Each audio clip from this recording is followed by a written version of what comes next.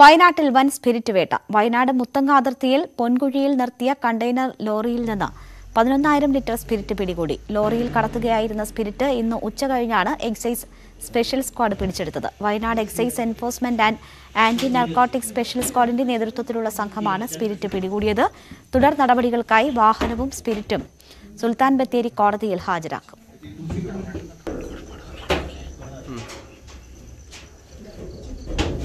നിലവിലെ അസംഷനിൽ ഇത് 11,500 ലിറ്ററോളം കാണും. ഇതിപ്പോൾ നമ്മൾ ബാക്കിയുള്ള കാര്യങ്ങൾ പ്രൊസീജിയറൊക്കെ കഴിഞ്ഞിട്ട് ഏകദേശം കണക്ക് പറയാൻ പറ്റുള്ളൂ, വ്യക്തമായ കണക്കുകൾ. ഇതെന്തിനാണെന്നാണ് ഇതിപ്പം ഇൻഡസ്ട്രിയൽ പർപ്പസ് ആണെന്നാണ് പറയുന്നത്. പക്ഷേ എന്നെ ഒരിക്കലും എക്സൈസിൻ്റെ കൺസോർഷ്യം ഇല്ലാണ്ട് ഒരിക്കലും കൊണ്ടുപോകാൻ പറ്റില്ല. അപ്പോൾ ഇത് വ്യാജമദ്യം ഉൽപ്പാദിപ്പിക്കാനാണെന്നതാണ് നമ്മളെ സംശയം ഇപ്പോൾ ജനിപ്പിക്കുന്നത്. ഇത് നമുക്കിപ്പോൾ ആബ്കാരി ആക്ട് പ്രകാരം കേസെടുക്കാനേ പറ്റുള്ളൂ. ഇത് അങ്ങനെ സംശയം തോന്നാൻ കാരണം സംശയം നമുക്ക് ഒരു ഇൻഫർമേഷൻ ഉണ്ടായിരുന്നു 2-3 ദിവസം മുന്നേ ഇത് കണ്ടെയ്നറിൽ സ്പിരിറ്റ് വരുന്നുണ്ടെന്നുള്ള. അപ്പോൾ ആ ഇൻഫർമേഷൻ പ്രകാരം നമ്മൾ 2-3 ദിവസമായി ഇതിൻ്റെ പുറകെ നടക്കുന്നു, രാത്രിയും പകരൊന്നുമില്ലാതെ. അപ്പോൾ അന്നാണ് ഈ വണ്ടി കാണപ്പെട്ടത്. വണ്ടി കാണുമ്പോൾ വണ്ടി സൈഡാക്കി നിർത്തിയേക്കാണ്. വണ്ടിയിൽ ആരുമില്ല, ഡ്രൈവറും ഇല്ല, പാസഞ്ചറും ആരുമില്ല.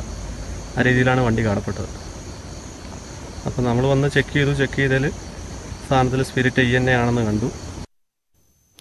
കാസർഗോഡ് ജില്ലയിൽ കോവിഡ് നിയന്ത്രണം ശക്തമാക്കി പോലീസ്. ജില്ലയെ 7 സബ് ഡിവിഷനുകളായി തിരിച്ച് ഓരോ മേഖലയിലും നിയന്ത്രണങ്ങൾ കർശനമാക്കാനാണ് തീരുമാനം. ഓരോ സബ് ഡിവിഷന്റെയും ചുമതല ഓരോ ഡിവൈഎസ്പിമാർക്ക് നൽകി. ജില്ലയിൽ എല്ലായിടത്തും വാഹന പരിശോധന കർശനമാക്കാൻ തീരുമാനം. അത്യാവശ്യത്തിനല്ലാതെ പുറത്തിറങ്ങുന്നവർക്കെതിരെ കർശന നടപടി സ്വീകരിക്കാനും തീരുമാനമായി. അതിർത്തി മേഖലകളിലും പരിശോധന ശക്തമാക്കി. കാസർഗോഡ് കയ്യൂർ ചീമേനി പഞ്ചായത്തിൽ കോവിഡ് വ്യാപനം രൂക്ഷമാകുന്നു. പഞ്ചായത്തിലെ 4 വാർഡുകൾ കണ്ടെയ്ൻമെന്റ് സോണിൽ ഉൾപ്പെടുത്തി. മുഴക്കോം, ചാനടുക്കം, ചീമേനി, ചെല്ലുവക്കോട് എന്നീ വാർഡുകളിലാണ് കോവിഡ് വ്യാപനം രൂക്ഷമായത്. പ്രധാനപ്പെട്ട കേന്ദ്രങ്ങളിൽ പോലീസ് പരിശോധന കർശനമാക്കി. കഴിഞ്ഞ ഒരാഴ്ചയ്ക്കുള്ളിൽ കോവിഡ് പോസിറ്റീവായവരുടെ എണ്ണം 100 കടന്നതോടെയാണ് നടപടികൾ കടുപ്പിച്ചത്.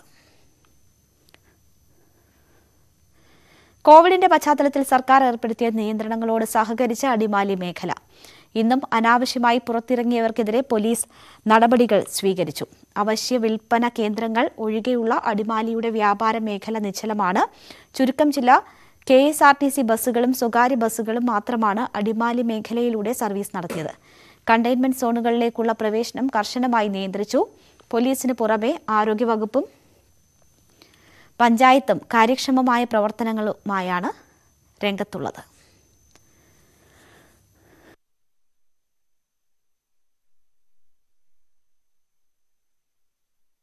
അടിയന്തര സാഹചര്യം നേരിടുന്നതിന് എല്ലാ നടപടികളും സ്വീകരിച്ചു വരുന്നതായി ജില്ലാ കളക്ടർ H. ദിനേശൻ.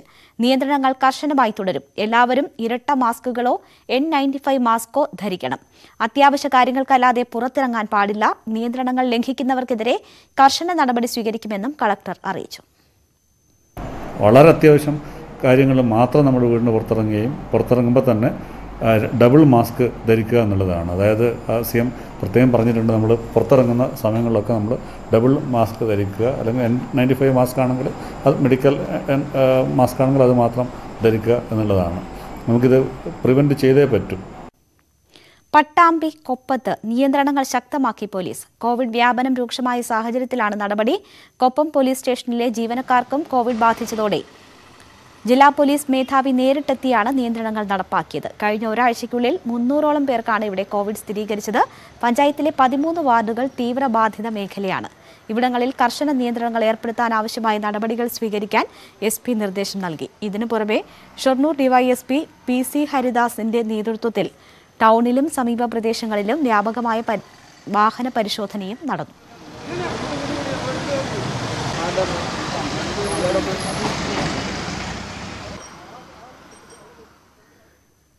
തൊടുപുഴ ചുങ്കത്ത് വിവാഹ ചടങ്ങിൽ പങ്കെടുത്ത 14 പേർക്ക് കോവിഡ്. ഇവരിൽ 2 പേർ അടുത്തടുത്ത ദിവസങ്ങളിൽ മരിച്ചു. മരിച്ച ചുങ്കം സ്വദേശിയുടെ ഭാര്യയ്ക്കും കോവിഡ് സ്ഥിരീകരിച്ചു. കഴിഞ്ഞ 19-ന് ചുങ്കം ദേവാലയത്തിൽ വെച്ച് നടന്ന വിവാഹ നിശ്ചയത്തിലും അടുത്ത ദിവസം ഏറ്റുമാനൂരിൽ നടന്ന വിവാഹത്തിലും പങ്കെടുത്തവർക്കാണ് രോഗബാധ. ചടങ്ങിനെക്കുറിച്ച് നഗരസഭാ അധികൃതർക്ക് അറിയിപ്പൊന്നും ലഭിച്ചിരുന്നില്ല എന്നാണ് സൂചന. നഗരസഭയിലെ 29-ാം വാർഡായ ഇവിടെ ഇതുവരെയും നിയന്ത്രണങ്ങൾ ഏർപ്പെടുത്തിയിട്ടില്ലെന്നും പരാതിയുണ്ട്. വാഴക്കാട് പഞ്ചായത്തിൽ മകനും അച്ഛനും പിന്നാലെ അമ്മയും കോവിഡ് ബാധിച്ച് മരിച്ചു. ഇതോടെ ഒരു വീട്ടിൽ നിന്ന് 3 പേർ മരിച്ചു. ഏപ്രിൽ 28-നാണ് ചെറുവായൂർ കണ്ണത്തൊടി ലീമേഷ് കോവിഡ് ബാധിച്ച് മരിച്ചത്. ഏപ്രിൽ 30-ന് അച്ഛൻ രാമനും മരിച്ചു. ഇന്നലെയാണ് ചികിത്സയിലായിരുന്ന അമ്മ ലീല മരണത്തിന് കീഴടങ്ങിയത്. ലിമേഷിന്റെ ഭാര്യയ്ക്കും കുട്ടികൾക്കും കോവിഡ് ബാധിച്ചിരുന്നുവെങ്കിലും ഇവർ രോഗമുക്തരായി. രോഗത്തിന്റെ ഉറവിടം കണ്ടെത്താനാകാത്തതിൽ ആരോഗ്യ പ്രവർത്തകരും നാട്ടുകാരും ആശങ്കയിലാണ്. കോവിഡ് പ്രവർത്തനങ്ങൾ വിലയിരുത്താൻ നിയുക്ത Irikkur MLA advocate Sajeev Joseph വിവിധ പഞ്ചായത്തുകളിൽ സന്ദർശനം നടത്തി. ഉളിക്കൽ, ഉദയഗിരി, ആലക്കോട് പഞ്ചായത്തുകളിലായിരുന്നു ഇന്നത്തെ സന്ദർശനം. വരും ദിവസങ്ങളിൽ മറ്റു പഞ്ചായത്തുകളിലും ശ്രീകണ്ഠപുരം നഗരസഭയിലും സന്ദർശനം നടത്തും. UDF നേതാക്കളായ TNA ഖാദർ, തോമസ് വൈക്കത്താനം തുടങ്ങിയവരും MLAയ്ക്കൊപ്പം ഉണ്ടായിരുന്നു. കോവിഡ് മരണം വർദ്ധിക്കുമ്പോൾ മൃതദേഹങ്ങൾ സംസ്കരിക്കാൻ കഴിയാതെ ശ്മശാനങ്ങൾ നിറയുന്ന ദുരന്ത വാർത്ത കേരളത്തിലും. തിരുവനന്തപുരത്ത് മൃതദേഹം സംസ്കരിക്കാൻ ബുക്ക് ചെയ്ത് കാത്തിരിക്കേണ്ട അവസ്ഥയിലാണ്. തൈക്കാട് ശാന്തി കവാടത്തിൽ ഇന്നത്തേക്കും നാളത്തേക്കുമുള്ള ബുക്കിംഗ് പൂർത്തിയായി. പാലക്കാട്, കോഴിക്കോട് ജില്ലകളിലും പ്രതിസന്ധിയുണ്ട്. സംസ്ഥാനത്ത് കോവിഡ് മരണനിരക്ക് ഉയരുന്ന സാഹചര്യത്തിലാണ് ശ്മശാനങ്ങളിലെ വലിയ പ്രതിസന്ധി. തിരുവനന്തപുരം ശാന്തി കവാടത്തിൽ മൃതദേഹം സംസ്കരിക്കാൻ 2 ദിവസത്തേക്കുള്ള ബുക്കിംഗ് പൂർത്തിയായി. വൈദ്യുതി ശ്മശാനത്തിലും ഗ്യാസ് ശ്മശാനത്തിലുമായി ഒരു ദിവസം പരമാവധി 24 മൃതദേഹം സംസ്കരിക്കാനുള്ള സൗകര്യമാണുള്ളത്. ബുക്കിംഗ് പൂർത്തിയായതോടെ വിറക് ശ്മശാനത്തിൽ കോവിഡ് ബാധിച്ച് മരിച്ചവരുടെ മൃതദേഹം സംസ്കരിക്കാൻ അധികൃതർ നിർദ്ദേശം നൽകി. ബുക്കിംഗ് എല്ലാം പൂർത്തിയായി. ഇനി ബുക്കിംഗ് നാളത്തേക്കും പൂർത്തിയായി. ഒരു ദിവസം നമ്മൾ എങ്ങനെയായിരുന്നാലും ഒരു 20 എണ്ണം വരെ നമ്മളിവിടെ ക്ലിയർ ചെയ്യണം. കോവിഡ് വന്നപ്പോഴാണ് ഇങ്ങനെ കൂടിയത്. ജനങ്ങൾ പരിഭ്രാന്തരാകേണ്ട സാഹചര്യമില്ലെന്ന് തിരുവനന്തപുരം മേയർ ആര്യ രാജേന്ദ്രൻ പ്രതികരിച്ചു. കഴക്കൂട്ടത്തെ പൊതുശ്മശാനം ഒരാഴ്ചയ്ക്കുള്ളിൽ പ്രവർത്തന സജ്ജമാകും. നിലവിൽ ആശങ്കപ്പെടേണ്ട സാഹചര്യമില്ല. മരണപ്പെടുന്ന എല്ലാവർക്കും പൂർണ്ണമായിട്ടുള്ള ആദരവ് നൽകുന്നതിന് വേണ്ടി തിരുവനന്തപുരം നഗരസഭ ഇപ്പോൾ നിലവിൽ നൽകിയിട്ടുള്ള സംവിധാനങ്ങൾ വഴി അവരുടെ എല്ലാവരുടെയും ബോഡി അതിനുവേണ്ടിയുള്ള നടപടികൾ സ്വീകരിച്ചിട്ടുണ്ട്. പാലക്കാടും കോഴിക്കോടും സമാനമായ പ്രതിസന്ധിയുണ്ട്. മറ്റ് സ്ഥലങ്ങളിൽ നിന്ന് വരുന്ന രോഗികളെ നമ്മൾ അവിടെ സംസ്കരിച്ചിട്ടുണ്ട്. എടപ്പള്ളി ശ്മശാനം ചെയ്തിട്ടുണ്ട്. ഇനി രയൂരം വേണമെങ്കിൽ രയൂരവും യൂസ് ചെയ്യേണ്ടി വന്നാൽ ചെയ്യും. പാലക്കാട് ചന്ദ്രനഗർ വൈദ്യുത ശ്മശാനത്തിൽ പ്രതിദിനം 15 മൃതദേഹങ്ങൾ വരെയാണ് സംസ്കരിക്കുന്നത്. ഫർണസിനകത്ത് ശരിക്കും പറയുകയാണെങ്കിൽ 7 എണ്ണം സംസ്കരിക്കാനുള്ള കപ്പാസിറ്റിയേ ഉള്ളൂ. പക്ഷെ ഇപ്പോൾ 15-16 ബോഡി വരെ സംസ്കരിക്കും. വേറെ വഴിയില്ല, കാരണം ആളുകൾക്ക് അവിടെയും പോകാൻ പറ്റുന്നില്ല. Kozhikode Mavoor road, west hill ശ്മശാനങ്ങളിൽ ഒരു ദിവസം 17 മൃതദേഹങ്ങളാണ് എത്തുന്നത്. വരും ദിവസങ്ങളിൽ മരണനിരക്കുയർന്നാൽ സംസ്കാര നടപടികൾ പ്രതിസന്ധിയിലാകും. വിവിധ ബ്യൂറോകൾക്കൊപ്പം ന്യൂസ് 18 തിരുവനന്തപുരം. മൂന്നാറിൽ കോവിഡ് പ്രോട്ടോകോൾ ലംഘിച്ച് ധ്യാനം നടത്തിയ CSI വൈദികർക്കെതിരെ പോലീസ് കേസെടുത്തു. പകർച്ചവ്യാധി നിയമപ്രകാരം സംഘാടകർക്കും പങ്കെടുത്തവർക്കുമെതിരെയാണ് case. CSI bishop Dharmaraj Rasalam ഉൾപ്പെടെയുള്ള വൈദികർ കേസിൽ പ്രതിയാകും. മാസ്ക്, സാമൂഹിക അകലം, സാനിറ്റൈസർ ഉപയോഗം തുടങ്ങിയ കോവിഡ് പ്രതിരോധ മാർഗങ്ങൾ ഒന്നും പാലിക്കാതെയും അനുമതിയില്ലാതെയുമായിരുന്നു വൈദികരുടെ ധ്യാനമെന്ന റിപ്പോർട്ടിന്റെ അടിസ്ഥാനത്തിലാണ് പോലീസ് കേസെടുത്തത്. കോവിഡ് ബാധിതനായി നിരീക്ഷണത്തിലിരിക്കുന്ന സഭാധ്യക്ഷൻ ധർമ്മരാജ് റസാലം ഉൾപ്പെടെയുള്ള വൈദികർ കേസിൽ പ്രതിയാകും. ധ്യാനത്തിൽ പങ്കെടുത്ത വൈദികരുടെ പേരുവിവരങ്ങൾ ശേഖരിച്ച ശേഷം മാത്രമേ പ്രതിപട്ടിക പൂർണ്ണമാകൂ എന്ന് പോലീസ് അറിയിച്ചു. ഏപ്രിൽ 13 മുതൽ 17 വരെ പഴയ മൂന്നാർ CSI ദേവാലയത്തിൽ നടന്ന വാർഷിക റിട്രീറ്റ് യോഗത്തിൽ 360 പേരാണ് പങ്കെടുത്തത്. ധ്യാനത്തിൽ പങ്കെടുത്ത 80ഓളം വൈദികർക്ക് കോവിഡ് സ്ഥിരീകരിച്ചിട്ടുണ്ട്. യോഗത്തിൽ പങ്കെടുത്ത 2 വൈദികർ കോവിഡ് ബാധിച്ചു മരിച്ചു. 5 പേരുടെ നില അതീവ ഗുരുതരമാണ്. എന്നാൽ പരാതി അടിസ്ഥാനരഹിതമാണെന്നും അനുമതിയോടെയും കോവിഡ് മാനദണ്ഡങ്ങൾ പാലിച്ചുമാണ് യോഗം നടത്തിയത് എന്നാണ് CSI സഭയുടെ വിശദീകരണം. ന്യൂസ് 18 ഇടുക്കി. കോഴിക്കോട് മിഠായി തെരുവിലെ വസ്ത്രവ്യാപാരികൾ ദുരിതത്തിൽ. പെരുന്നാൾ വിപണി ലക്ഷ്യം വെച്ച് വാങ്ങിയ സാധനങ്ങൾ കടയിൽ കെട്ടിക്കിടക്കുന്നു. പുറമെ പൂട്ടിയിട്ട കടയ്ക്ക് വാടകയും വൈദ്യുതി ബില്ലും കൊടുക്കേണ്ട സ്ഥിതിയിലാണ് വ്യാപാരികൾ. പ്രതിസന്ധി കാലത്ത് സർക്കാർ ഇടപെടലുണ്ടാവണമെന്നാണ് വ്യാപാരികളുടെ ആവശ്യം. നിപ്പ മഹാമാരി, 2 പ്രളയങ്ങൾ, കോവിഡ് 1ാം തരംഗവും ഇപ്പോൾ 2ാം തരംഗവും, വ്യാപാരം നിലച്ച 3 വർഷങ്ങൾ. റംസാൻ അവസാനത്തെ പത്താണ് കടന്നുപോകുന്നത്. കോവിഡ് നിയന്ത്രണങ്ങൾ പാലിച്ച് പെരുന്നാൾ കച്ചവടം അല്പമെങ്കിലും നടക്കുമെന്ന പ്രതീക്ഷയിലായിരുന്നു വ്യാപാരികൾ. ഇതിനിടെയാണ് സർക്കാർ മിനി ലോക്ക്ഡൌൺ പ്രഖ്യാപിച്ചത്. ഇതോടെ 1000ഓളം വസ്ത്രവ്യാപാര കേന്ദ്രങ്ങളുള്ള മിഠായി തെരുവ് പൂർണ്ണമായി അടഞ്ഞു. പ്രതിസന്ധി പറഞ്ഞറിയിക്കാനാകാത്തതെന്ന് വ്യാപാരികൾ. വളരെ അങ്ങേറെ പ്രതിസന്ധിയാണ്. കാരണം അത്രയും ഈ ഷോപ്പുകളിലൊക്കെ മൊത്തം എല്ലാവരും കടവും കളിയും പലിശക്കും മറ്റും വാങ്ങിയിട്ടിട്ട് നിറച്ചിരിക്കുകയാണ്.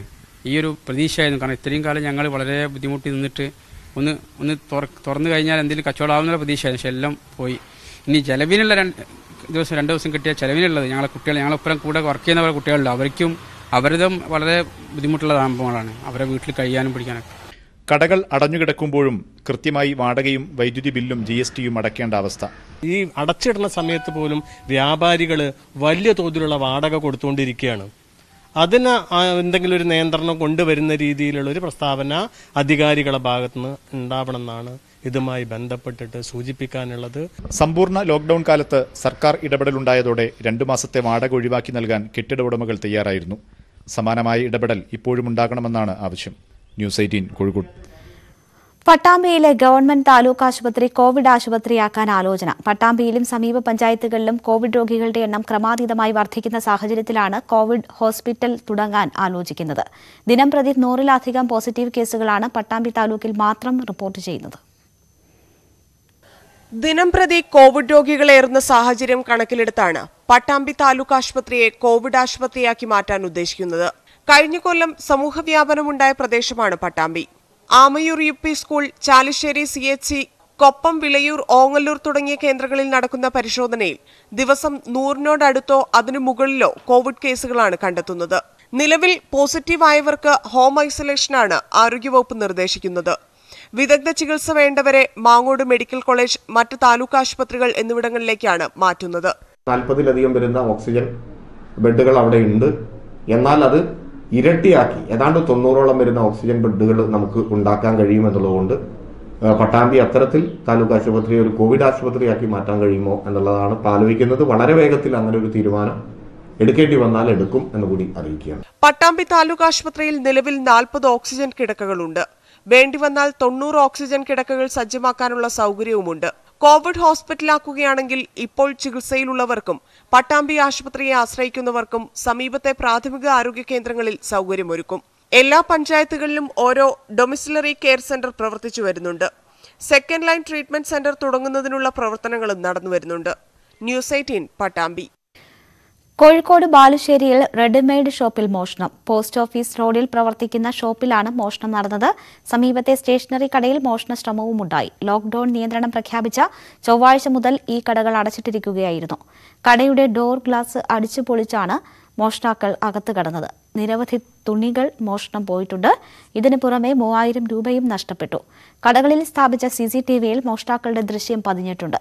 കടയുടമയുടെ പരാതിയിൽ സ്ഥലത്ത് പോലീസ് പരിശോധന നടത്തി. INTUC മുൻ ജില്ലാ സെക്രട്ടറിയും വെള്ളനാട് ബ്ലോക്ക് പഞ്ചായത്ത് മുൻ വൈസ് പ്രസിഡന്റുമായ കാട്ടാക്കട മധു അന്തരിച്ചു. 83 വയസ്സായിരുന്നു. സംസ്കാര ചടങ്ങുകൾ നാളെ വൈകിട്ട് 3-ന് വീട്ടുവളപ്പിൽ നടക്കും. വയനാടൻ കാപ്പിയിൽ പുതിയ രുചിക്കൂട്ടുകൾ ഒരുക്കാൻ പുൽപ്പള്ളി മേക്കാട്ടിൽ സജി പോളിന്റെ പഴയകാല കാപ്പിപ്പൊടി നിർമ്മാണ യൂണിറ്റ്. പരമ്പരാഗത രീതിയിലാണ് കാപ്പിപ്പൊടി ഇവിടെ വറുത്തെടുക്കുന്നത്. ഇത് കാപ്പിയുടെ തനത് രുചി നിലനിർത്താൻ സഹായിക്കുമെന്നാണ് വിലയിരുത്തൽ. കാപ്പിപ്പൊടിയുടെ രുചി നിലനിർത്തുന്നതിൽ ഏറെ പ്രധാനമാണ് കാപ്പി വറുത്തെടുക്കുന്ന പ്രക്രിയ.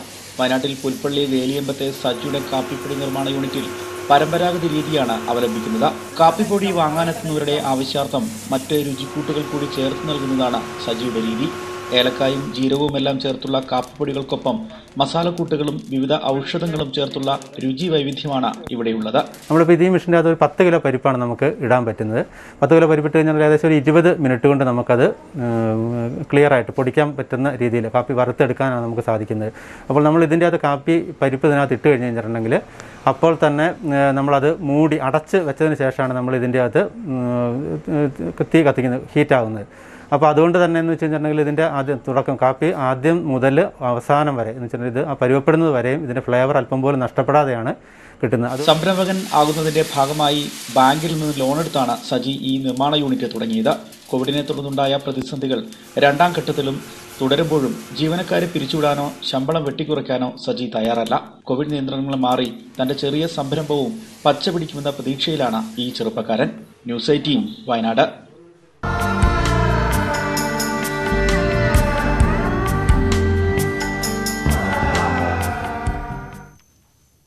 വീടുകളുടെ മട്ടുപ്പാവിൽ കൃഷി ചെയ്യുന്നത് അത്ര പുതിയ കാര്യമല്ല. എന്നാൽ 4 സെന്റിലുള്ള വീടിന്റെ ടെറസിൽ നെൽകൃഷി ചെയ്ത് വിജയിപ്പിച്ചിരിക്കുകയാണ് അടിമാലി സ്വദേശി പ്രഭാത്. പയറും വെണ്ടയും ചീരയുമെല്ലാം വീടുകളുടെ മട്ടുപ്പാവിൽ വളർന്നു നിൽക്കുന്നത് സാധാരണ കാഴ്ചയാണ്. എന്നാൽ വള്ളിപ്പടി സ്വദേശി പ്രഭാതിന്റെ വീട്ടിന്റെ മുകളിലെ കാഴ്ച വ്യത്യസ്തമാണ്. 4 സെന്റ് വരുന്ന ടെറസിൽ മണ്ണ് വിരിച്ച ശേഷമാണ് ഞാറ് നട്ടത്. ശാസ്ത്രീയ രീതിയിലാണ് കൃഷി. മനുരത്ന എന്ന പ്രത്യേകതരം നെൽവിത്താണ് കൃഷിക്കായി ഉപയോഗിക്കുന്നത്. കഴിഞ്ഞ 5 വർഷമായിട്ട് ചെയ്തുകൊണ്ടിരിക്കുന്നതാണ്. ഇത് 100% ഓർഗാനിക്കാണ്. നമ്മൾ ഇതിന്റെ മീൻകുളത്തിൽ നിന്നുള്ള വെള്ളം അടിച്ചിട്ട് അതിൽ നിന്നാണ് കൃഷി ചെയ്യുന്നത്. ഒരു കാരണവശാലും നമുക്ക് ഇതിനകത്ത് രാസവളങ്ങൾ ഉപയോഗിക്കുക, കീടനാശിനി അടിക്കുകയൊന്നും ചെയ്യാൻ പറ്റത്തില്ല. കഴിഞ്ഞ 5 വർഷമായി പ്രഭാത് മട്ടുപ്പാവിൽ നെൽകൃഷി നടത്തി വരുന്നുണ്ട്. വിളവെടുക്കുന്ന നെല്ല് വീട്ടിലെ ആവശ്യത്തിനാണ് ഉപയോഗിക്കുക. മത്സ്യഫെഡിന്റെ സഹായത്തോടെ മത്സ്യകൃഷിയും നടത്തുന്നുണ്ട്. സുഭിക്ഷ കേരളം പദ്ധതിയുമായി ചേർന്ന് ബയോഫ്ലോക്ക് രീതിയിലാണ് മത്സ്യകൃഷി. സ്ഥലപരിമിതിയുള്ളവർക്ക് പോലും കാർഷിക രംഗത്ത് സജീവമാകാൻ കഴിയുമെന്ന് തെളിയിക്കുകയാണ് ഈ യുവ കർഷകൻ. ന്യൂസ് 18 അടിമാലി. മലയോര ഗ്രാമമായ മാങ്കുളത്ത് മാലി മുളക് കൃഷിയിൽ വിജയഗാഥ രചിക്കുകയാണ് കട്ടപ്പന സ്വദേശിയായ ജോർജ് ജോസഫ്. മാങ്കുളം അന്തോണിപുരത്ത് 1800ഓളം ചീനിച്ചെടികളാണ് ഈ കർഷകൻ പരിപാലിച്ചു പോരുന്നത്. 6 മാസം മുൻപ് ആരംഭിച്ച മാലി മുളക് കൃഷി ലാഭകരമാണെന്ന് ജോർജ് ജോസഫ് പറയുന്നു. ഇടുക്കിയിൽ ഇനിയും കർഷകർ അധികമായി പരീക്ഷിക്കാത്ത ഒരു കൃഷിയാണ് മാലി മുളക് കൃഷി. എന്നാൽ കട്ടപ്പന കാഞ്ചിയാർ സ്വദേശിയായ ജോർജ് ജോസഫിന് മാലി മുളക് കൃഷിയിൽ 100 മേനി കൈവരിച്ച കഥ പറയാനുണ്ട്. മലയോര ഗ്രാമമായ മാങ്കുളം അന്തോണിപുരത്താണ് ജോർജിന്റെ മാലി കൃഷി. 2 ഏക്കറോളം സ്ഥലത്ത് 1800ഓളം ചീനിച്ചെടികൾ ഈ കർഷകൻ പരിപാലിച്ചു പോരുന്നു. 6 മാസം മുൻപ് ആരംഭിച്ച മാലി കൃഷിയിൽ നിന്നും ജോർജിന് മോശമല്ലാത്ത വരുമാനം ലഭിക്കുന്നുണ്ട്. ഒരു മാലിമുളക് കൃഷി പരീക്ഷണാടിസ്ഥാനത്തിൽ ചെയ്തു നോക്കാൻ വേണ്ടി തീരുമാനിച്ചു. അതിൻ്റെ ഭാഗമായി ഒരു 2 ഏക്കർ സ്ഥലം പാട്ടത്തിനടുത്ത് 1800ഓളം വരുന്ന തൈ നടുകയും ഏതാണ്ട് 3 മാസത്തിന് ശേഷം വിളവെടുക്കാൻ ആരംഭിച്ചു. ഇപ്പോൾ 6-ാം മാസമാണ് ചെടി നിൽക്കുന്നത്. വലിയ കുഴപ്പമില്ലാതെ നല്ല ഏണിംഗ് ലഭിക്കുന്ന ഒരു കൃഷിയായിട്ട് എനിക്ക് തോന്നിയിട്ടുണ്ട്. അരിപാകി ചെടി കിളിർപ്പിച്ചാണ് ജോർജ് കൃഷിക്ക് തുടക്കം കുറിച്ചത്. കൃഷി ഇറക്കി 3-ാം മാസം മുതൽ വിളവെടുത്തു തുടങ്ങി. ഇലച്ചുരുൾച്ച രോഗം തുടക്കത്തിൽ വെല്ലുവിളി ഉയർത്തിയിരുന്നതായും കൃത്യമായ പരിപാലനം നൽകിയാൽ മാലി കൃഷി ലാഭകരമാക്കാമെന്നും ജോർജ് പറയുന്നു. ഏലവും കുരുമുളകുമൊക്കെ വിട്ട് വ്യത്യസ്തമായ കൃഷിയെന്ന ചിന്തയാണ് ജോർജിനെ മാലി കൃഷിയിലേക്ക് എത്തിച്ചത്. 100 രൂപയാണ് മാലി മുളകിന് ഇപ്പോൾ ലഭിക്കുന്ന വിപണി വില. ന്യൂസ് 18 ഇടുക്കി. വിലയിടിവിൽ വലഞ്ഞ് പൈനാപ്പിൾ കർഷകർ. വൻ തുക ചെലവഴിച്ച് കൃഷിയിറക്കി പൈനാപ്പിൾ വിപണിയിലെത്തിക്കുമ്പോൾ മുടക്കുമുതൽ പോലും ലഭിക്കുന്നില്ല. പ്രതിസന്ധി മറികടക്കാൻ വഴിയോര കച്ചവടം ആരംഭിച്ചിട്ടും കാര്യമായ പ്രയോജനം ലഭിച്ചില്ലെന്ന് കർഷകർ പറയുന്നു. 40 രൂപ വരെ വില ലഭിച്ചിരുന്ന പൈനാപ്പിളിന് ഇപ്പോൾ ലഭിക്കുന്നത് 25 രൂപ മാത്രം. വിലയിടിഞ്ഞതോടെ ജില്ലയ്ക്ക് പുറത്തുനിന്ന് വ്യാപാരികൾ എത്താത്തതും സമയബന്ധിതമായി വിൽപ്പന നടത്താൻ കഴിയാത്തതും കർഷകർക്ക് പ്രതിസന്ധിയായി. ഈ ചെറിയൊക്കെ ഇതിന് 30 രൂപ മുടക്കുള്ള 4 കിലോ എന്ന് പറയുമ്പോൾ 7 ചക്കയ്ക്ക് വരും. ഒരു 7 ചക്ക വരുമ്പോൾ 4 12 7 20 21 210 രൂപ മുടക്ക് വരും. 7 ചക്ക ഒരു 4 കിലോ കൊടുക്കുമ്പോൾ നമുക്ക് കിട്ടുന്നതിന് നമുക്ക് 100 രൂപ. വിപണി കണ്ടെത്താൻ സാധിക്കാതെ വന്നതോടെ കർഷകർ വഴിയോരങ്ങളിൽ വിൽപ്പന ആരംഭിച്ചു. എന്നാൽ ഇതും കാര്യമായ ഫലം കണ്ടില്ല. കോവിഡ് വ്യാപനത്തെ തുടർന്ന് നിയന്ത്രണങ്ങൾ വന്നതോടെ വഴിയാത്രക്കാരുടെ എണ്ണത്തിലും കുറവുണ്ടായി. ഇതോടെ ഏതുവിധേനയും ഉൽപ്പന്നങ്ങൾ വിറ്റഴിക്കുവാനുള്ള കർഷകരുടെ ശ്രമവും പാളി. 30 രൂപയിലധികം ഉൽപ്പാദന ചെലവ് വരുന്ന പൈനാപ്പിളിന് കിലോയ്ക്ക് 20 രൂപയ്ക്കാണ് ഇപ്പോൾ ഇവർ വിറ്റഴിക്കുന്നത്. ധനകാര്യ സ്ഥാപനങ്ങളിൽ നിന്നും വൻതുക വായ്പയെടുത്ത് കൃഷിയിറക്കിയ പൈനാപ്പിൾ കർഷകർ സാമ്പത്തിക പ്രതിസന്ധിയിൽ നിന്നും എങ്ങനെ കരകയറുമെന്ന ആശങ്കയിലാണ്. ന്യൂസ് 18 ഇടുക്കി. പഴം പച്ചക്കറി കർഷകരും പ്രതിസന്ധിയിൽ. നിയന്ത്രണങ്ങളെ തുടർന്ന് ടൗണുകളിൽ ആളുകൾ കുറഞ്ഞതോടെ കടകളിൽ ഉൽപ്പന്നങ്ങൾ എടുക്കാൻ കച്ചവടക്കാരും മറ്റും തയ്യാറാകുന്നില്ല എന്നാണ് പരാതി. ഇതോടെ ഉൽപ്പന്നങ്ങൾ റോഡരികിൽ വില കുറച്ച് വിറ്റഴിക്കേണ്ട അവസ്ഥയിലാണ് ഇവർ.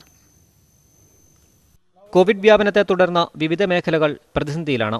നിയന്ത്രണങ്ങൾ മൂലം കൃഷി ചെയ്ത പച്ചക്കറി പഴം വർഗ്ഗങ്ങൾക്ക് വിപണി കണ്ടെത്താൻ കഴിയാത്ത അവസ്ഥയിലാണ് കാരശ്ശേരിയിലെ കർഷകർ. ഏറെ നാളത്തെ അധ്വാനമായിരുന്നു ഇവർക്ക് വേണ്ടിവന്നത്. പക്ഷേ നിയന്ത്രണങ്ങളിൽ കുടുങ്ങി ഉൽപ്പന്നം വിറ്റഴിക്കാനാകാത്ത അവസ്ഥയാണ്. ഇത് കോവിഡ് മഹാമാരി ആരംഭിച്ചതിന് ശേഷം ഈ പഴവർഗ്ഗങ്ങളൊന്നും ആർക്കും വേണ്ട. അതായത് മൈസൂരാണെങ്കിലും പൂവനാണെങ്കിലും ഞാലിയാണെങ്കിലും ചാരപ്പൂ ഇങ്ങനെ 4-5 ഇനം പഴങ്ങൾ നമ്മൾ എത്തുന്നുണ്ട്. അത് കടകളിലെല്ലാം കൊണ്ട് കൊടുത്തപ്പോൾ അവർക്ക് വേണ്ട. നമ്മൾ പണിക്കാർ എല്ലാവരും കൂടി ചേർന്നാണ്, പണിക്കാർക്ക് കൂലി വേണം, അതെല്ലാം ഒക്കാത്തൊരവസ്ഥ. അതായത് അവർക്ക് ആർക്കും വേണ്ട സാധനങ്ങളെല്ലാം നമ്മൾ തിരിച്ചു കൊണ്ടുപോകേണ്ടി വന്നു. മുക്കത്ത് കൊണ്ടുപോയിട്ട് മാർക്കറ്റിൽ ആർക്കും വേണ്ട. പല സ്ഥലങ്ങളിലും മാർക്കറ്റ് അന്വേഷിച്ച് ഒരു സ്ഥലങ്ങളിലും വേണ്ട. പൂവൻ, ഞാലിപ്പൂവൻ, മൈസൂർ, കദളി തുടങ്ങിയ പഴങ്ങളും വിവിധ പച്ചക്കറികളുമാണ് മാർക്കറ്റിൽ വിറ്റഴിക്കാൻ കഴിയാതായത്. ടൗണുകളിൽ ആളുകൾ എത്തുന്നത് കുറവായതിനാൽ കച്ചവടക്കാർ അധികം വാങ്ങി വയ്ക്കാറില്ല. വെജിറ്റബിൾ ആൻഡ് ഫ്രൂട്ട് പ്രൊമോഷൻ കൗൺസിലും ഉൽപ്പന്നങ്ങൾ എടുക്കാതായതോടെ റോഡരികികളിൽ വില കുറച്ച് വിറ്റഴിക്കുകയാണിവർ. ന്യൂസ് 18 കാരശ്ശേരി. കോടികൾ ചെലവിട്ട് നവീകരണ പ്രവൃത്തികൾ നടത്തിയെങ്കിലും വളാഞ്ചേരി വട്ടപ്പാറയിലെ പ്രധാന പ്രശ്നങ്ങൾക്ക് പരിഹാരമായില്ല. സുരക്ഷാ ഭിത്തി നിർമ്മാണം പൂർത്തിയാക്കാത്തതിൽ പ്രതിഷേധത്തിലാണ് നാട്ടുകാർ. നിരവധി വാഹനാപകടങ്ങൾ സംഭവിക്കുന്ന വട്ടപ്പാറയിൽ സുരക്ഷാഭിത്തി നിർമ്മിക്കാത്തതിൽ പ്രതിഷേധത്തിലാണ് നാട്ടുകാർ. കോടികൾ മുടക്കിയാണ് ഡിവൈഡറുകൾ നിർമ്മിച്ചത്. ടാറിങ്ങും തകൃതിയായി നടന്നെങ്കിലും അപകടങ്ങൾക്ക് ഒരു പരിധിവരെ പരിഹാരമാകുന്ന സുരക്ഷാഭിത്തി നിർമ്മാണം പാതി വഴിയിലാണ്. ജനങ്ങളുടെ കണ്ണിൽ പൊടിയിടാനുള്ള തന്ത്രമാണ് ഇതിന് പിന്നിലെന്ന് നാട്ടുകാർ ആരോപിക്കുന്നു. 2 കോടി എന്ന് പറഞ്ഞിട്ട് ഈ റോഡിന്റെ അതേ സമയത്ത് 2 കോടിയിൽ പെടാത്ത പണിയാണ് ഈ ടാറിങ്. ഒരു ഡിവൈഡർ മാത്രമാണ് ഇവരിപ്പോൾ 2 കോടിയിൽ കെട്ടിയിട്ടുള്ളത്. ഒരു ഡിവൈഡർ മാത്രം, വേറെ ഇവിടെ ഒന്നും കാണാനില്ല. അവിടെ അങ്ങനെ ഇത് വയ്ക്കും, മറ്റേ സുരക്ഷാ ഭിത്തിയിൽ അവിടെ മറ്റേ വലിയ ക്ലാമ്പ് ഇതൊക്കെ കൂടി വെക്കുകയെന്നൊക്കെ ഇവിടെ എഞ്ചിനീയർമാരും ഇവരൊക്കെ കൂടി പറയുന്നത് കേട്ടിരുന്നു. അവരോട് ചോദിക്കുന്നതും അവരോട് പറയുന്നതും വെറുതെ നമ്മളൊക്കെ വിഡ്ഢികളാണ്. വട്ടപ്പാറയിലെ വാഹനാപകടങ്ങൾ കുറയ്ക്കുന്നതിന് പ്രദേശത്ത് സുരക്ഷാഭിത്തി അത്യാവശ്യമാണ്. ഒപ്പം തന്നെ വളാഞ്ചേരിയിലെ ഗതാഗത കുരുക്കിന് പരിഹാരം കാണണമെന്നും നാട്ടുകാർ ആവശ്യപ്പെടുന്നു. ഇതിനായി കഞ്ഞിപ്പുര മൂടാൽ ബൈപ്പാസ് നിർമ്മാണം ഉടൻ പൂർത്തിയാക്കണമെന്നാണ് നാട്ടുകാരുടെ ആവശ്യം. ന്യൂസ് 18 വളാഞ്ചേരി.